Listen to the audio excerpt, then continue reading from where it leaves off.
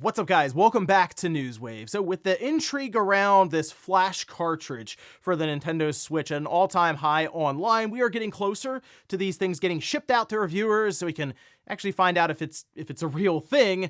Well, unfortunately, some stuff appears to be changing behind the scenes and on the website that could be bad news for people who just wanted to use it on their stock Switch system. We'll go over that, though, here today.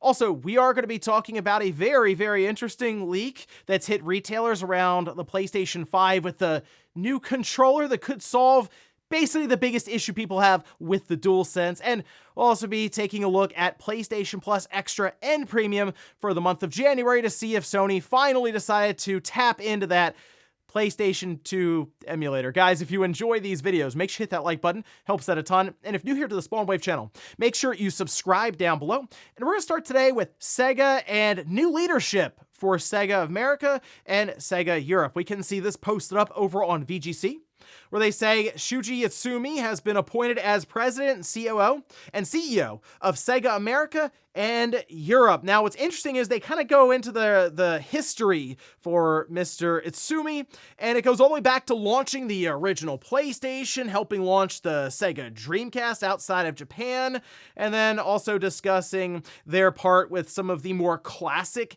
Sega games, which actually makes a lot of sense now, considering all of the classic games that Sega is looking to reboot and try to get some kind of traction there for something like a Jet Set Radio or a Crazy Taxi. It kind of makes sense you'd bring in someone who has a lot of experience from those days. Although I did see some wonder if this could be setting up a launch of a new system. I don't know. I don't think so. I think that's more or less just their track record and their overall resume that plays into this. Not that, oh, they're coming in because we want to launch the Dreamcast 2, although what a future that would be. But for now, let's just get some of these older intellectual properties revived and see how they do. Also, it looks like Hyperkin was making the rounds at CES 2024 with a new retro handheld that would play your Genesis cartridges. Now, you can see an image of it here, and this is the Mega 95. The Verge has an entire write-up on this thing with a 5-inch screen there in the center. Apparently, it can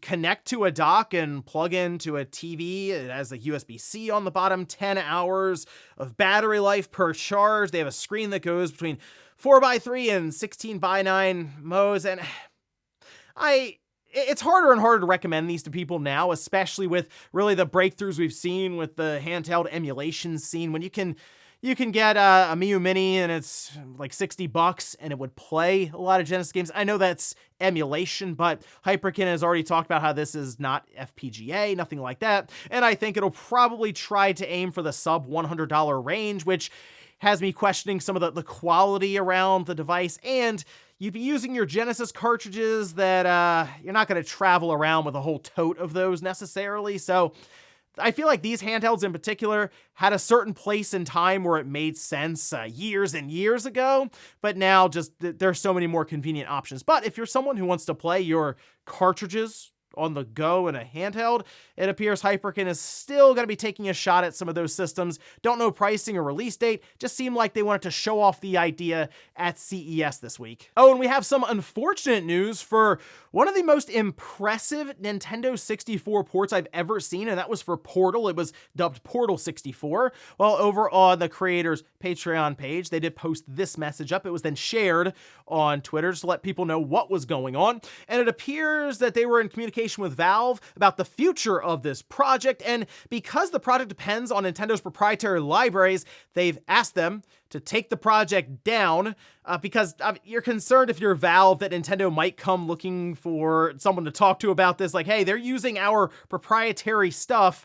We don't want that to happen. So Valve seemingly just getting out in front of this, just asking them to take it down. It still seems like there are some really cool projects in the pipeline from this person who's clearly talented, even talking about the N64 with VR. So I would still stay tuned to some of their projects. It's just, this is something they were kind of doing for fun. Doesn't make sense to potentially go up against Nintendo in the courtroom over a port of Portal to the Nintendo 64. And guys, with some of the quick news out of the way, let's get into the bigger stuff. Let's start right away with the MIG switch. That is the flash cartridge for the Switch that went viral online after the video posted up of the person ejecting and inserting the cartridge over and over and over again to put all kinds of different icons on their home screen for Mario, Crash Bandicoot, and more. Well, now they've been updating the website, one that was pretty concerning, I would say, because it plays directly into the use of this flash cartridge on stock Switch systems. First, though, let's take a look at their website here, and they did update it after, I think, MVG made his video detailing some of his concerns around online play and sharing maybe a cartridge that's been dumped online and people just getting banned left and right because of a certificate ID. You can see this, though, on their website, where they say clarification on online play. MIG Switch is a backup and development device.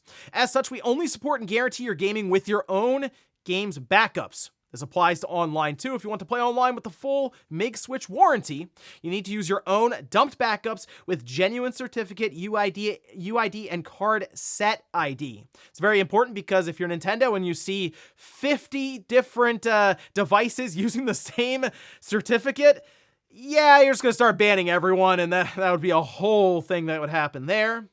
And so now we understand, okay, well, you would want to have your own cartridges dumped. If you do, not a problem. It'll work fine on your stock system, official firmware, the whole deal. Well, if we go over to the MIG Switch product page, it appears they've changed some of the fine print, we'll say here, because, I mean, you can see the MIG Switch, pretty straightforward there, but then at the bottom, smaller text, the device consists of two products now sold separately. Whereas I remember looking at this page because I put an order in for one of these. It was said to have come with that cartridge dumper. And remember, I mentioned that's the thing I'm really interested in, to see how that functions exactly. Well, now, if you buy this thing, you'll also have to buy the MIG Switch dumper. That, of course, to back up your legally owned Switch games. And otherwise, you will have to use a modified Switch system. So here's the issue we're running into. Apparently, the MIG Switch dumper is not going to be shipping out alongside of the MIG Switch card for most of these distributors. It appears there's something going on in production for that hardware dumper that's holding it up. And to me, I don't really know why you would buy just that MIG Switch card, because unless you do have a hacked Switch, which if you do, you'd probably just use that to play backups. I don't really know why you'd want this card then necessarily, unless you have a hacked Switch you just kind of use for fun, and oh, I also have my stock one, I'll just use this to get the games dumped. You'd probably want that hardware dumper, but at this point, I would just hold out and wait, because it still seems weird. Things are changing as we're leading up to its release, seemingly to reviewers. Distributors are kind of back and forth on this, trying to give their take as to why the hardware dumper isn't ready, and just seems like a situation that I would just let it play out initially, and then kind of see where we are when people actually start getting this thing in hand to test it. As for me, though, I did order this thing. I don't really know what exactly is showing up now, because I thought I was getting the hardware dumper. So, hey, we'll see when something shows up for this one, but it's already kind of looking a little sketchy previous to this, with Team Executor being brought up and discussion around how exactly this is all going to work with online play. So I don't know. We'll see how this initial flash cartridge works out, hopefully in the coming weeks when these start actually showing up to people's houses. Next up, let's talk about an interesting leak that's popped up now on a retailer's site for the PlayStation 5, and that's a new DualSense controller that's dubbed the DualSense V2. This was spotted, we can see posted up over on Twitter. This is from Babbins, who says Best Buy has a listing for a V2 version of the PlayStation 5 DualSense controller. I wouldn't pay too much attention to the pricing that's listed there. This would be in Best Buy Canada, so differences in exchange rates and stuff. But after taking a look at the page, it was still up at the time of this recording with the V2 DualSense wireless controller. And when you take a look at the product features, it does mention exceptional 12-hour battery life. Okay, so originally we get what? I mean, people, of course, will kind of exaggerate on how bad the DualSense battery life is. I like to say it's roughly 6 or so hours on average, right? When you're using everything with that DualSense controller. So this would, in my mind, be a doubling of that, at least advertised. Could be like, maybe it's like 10 hours or something, but it'd be a substantial jump. It would still kind of be that meme where they're celebrating and spraying champagne everywhere, but they're actually in last place because the Xbox controller lasts longer, the Switch Pro controller lasts longer.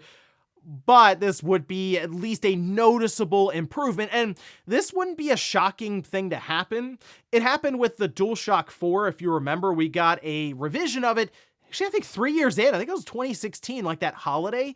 And what happened was they did improve the battery life. They also did some stuff with the sticks, the triggers. And then if you also remember, the top light bar, you could see it through that touchpad, whereas otherwise it was just on the top there. So this to me falls perfectly in line with what we're used to from Sony. And I guess maybe this is something they're just going to launch anytime. Now, if it's already up on Best Buy Canada, which, I mean, we see retailers in Canada leak stuff all the time for gaming accessories, hardwares, and just games in general, I'm thinking we'll probably get most likely just a post on the PlayStation blog to introduce it, and then say, hey, it'll be at retailers later on in January, or maybe in February at some point. So, hey, exciting stuff there. If you've been holding out, hoping we would get some kind of improvement on the battery life, whether it's modifying it yourself by opening up and changing the battery, or in this case, Sony doing a full-on revision of that controller. I guess also to go alongside of the PlayStation 5, the Slim system, this would probably be a controller they'd start packaging in starting, I guess, as soon as it comes out in 2024. So, hey, good news there for people who wanted a longer life out of the DualSense controller in terms of battery. I guess just hang out and wait if you're thinking about getting a new controller, to wait for this announcement posting over on PlayStation blog and listings on retailers. Next up, let's talk about PlayStation Plus Extra and Premium games that are heading into the service starting January 16th. And, well, did they do anything with that PlayStation 2 emulator? Actually bring in new classic games from that era?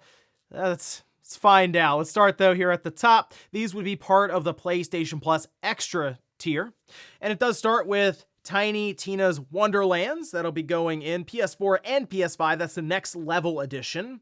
Moving on, we have Resident Evil 2, PS4 and PS5. That was also going to Game Pass. This is a good get here for PlayStation Plus as well. Awesome game if you have not played. I mean, highly recommend Resident Evil 2. Then we have Hard Space Shipbreaker. That's on the PS5. Lego City Undercover on the PS4, definitely an underrated game. Again, it's a Lego game, so I think people see these as all kind of merging together. This is kind of like their take, sort of, on like a Grand Theft Auto game, but it's a lot of fun, and it does have a co-op on the same screen, split screen, so pretty cool to check that one out. Just Cause 3, that's on the PS4. We have Session Skate Sim, PS4 and PS5. If you've been out of the loop on skateboarding games, this is a skateboarding simulator where they try to play off kind of the old days of Skate, when that was really, really popular. It's like this and Skater XL are the two big ones right now, but it'll be in the service, so you can just kind of download it and check it out. Shadow Tactics Blades of the Shogun, that's on the PS4. Vampire the Masquerade Swansong, PS4 and PS5. Surviving the Aftermath on PS4. And then we move up to PlayStation Premium. These would be the classic titles. We have Rallycross, PS4 and PS5. Okay, that's from the PS1, it says. Star Wars Episode 1, The Phantom Menace. Random, but not bad, actually. What was this? No, was this or Jedi Power Battles?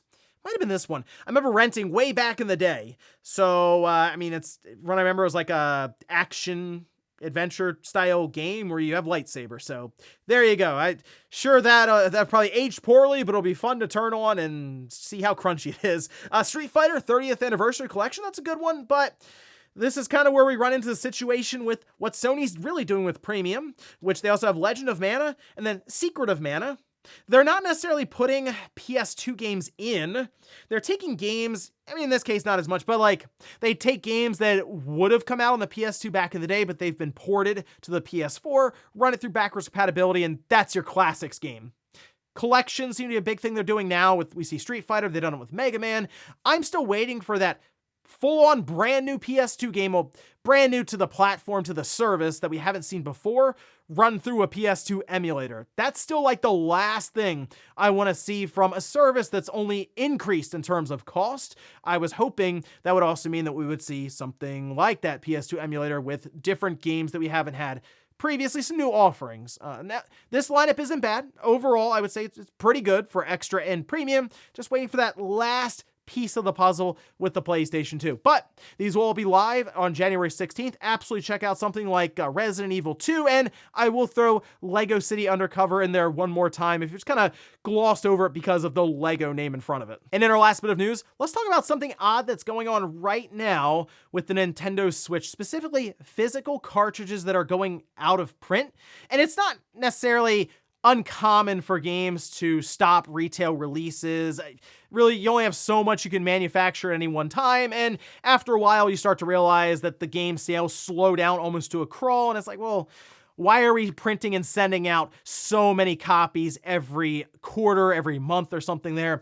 But the list continues to grow for the Switch, and that could be for a couple of different reasons. There's some theories out there, but first we can see this posted up. This was brought up by Nintendo, and this had to do with Paper Mario the Origami King. This is the one that I saw originally. It kind of went by my timeline. I was like, okay, that's interesting. You can still buy it, obviously. Like, none of these games are hard to buy physically right now necessarily, but something to keep in mind for the future. Of course, as we move along to the next system and the next one, you might turn around and realize, wow, there's not a bunch of physical copies out there to get. But then the list continued to grow, and over on Reset Era, they've made a list of all the different games that are out of print.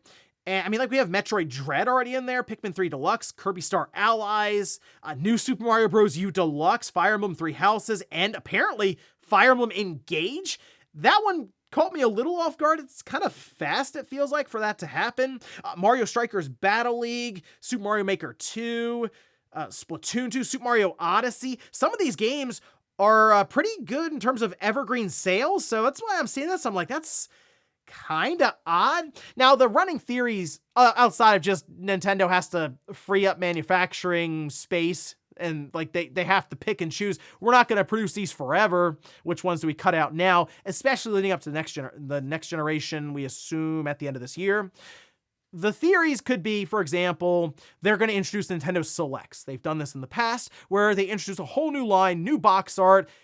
Even though it's kind of annoying to look at, like, for example, Greatest Hits, or did not like that back in the day. Nintendo Select's not as egregious, I guess, in terms of the box art stuff, but that way they would introduce it all over again at retail for a cheaper price and probably reignite sales again for it.